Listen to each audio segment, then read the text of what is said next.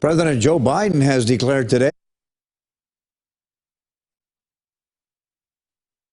it's only Native Americans Day. Tonight, KELOLAND's Dan Santella takes a closer look at the history of the holiday in the state.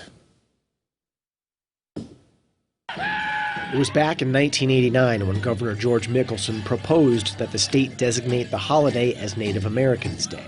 A year later, the legislature made it law. Louis Whitehead serves as chair of the board for South Dakota Urban Indian Health. How Native history is very much American history, and how the role that, whether people are aware of it or not, the role that Native people have played, not only in the history of the state, but certainly in the history of this country. A proclamation from Mickelson 32 years ago declared that 1990 was a, quote, year of reconciliation. This year was the 100th anniversary of the Wounded Knee Massacre.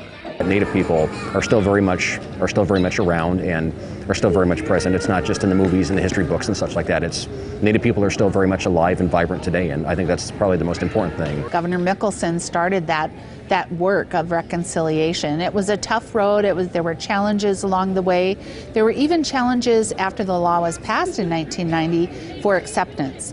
People were still noticing that their children were coming home with Columbus Day homework and things like that in South Dakota. Carla Abbott is on the South Dakota Urban Indian Health Board with Whitehead.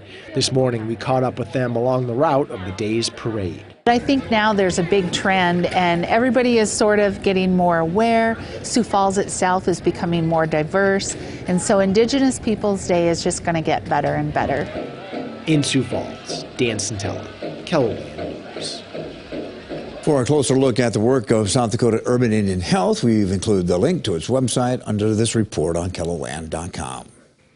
Well, what a nice time for the parade this weekend and today. Beautiful outside. Really nice.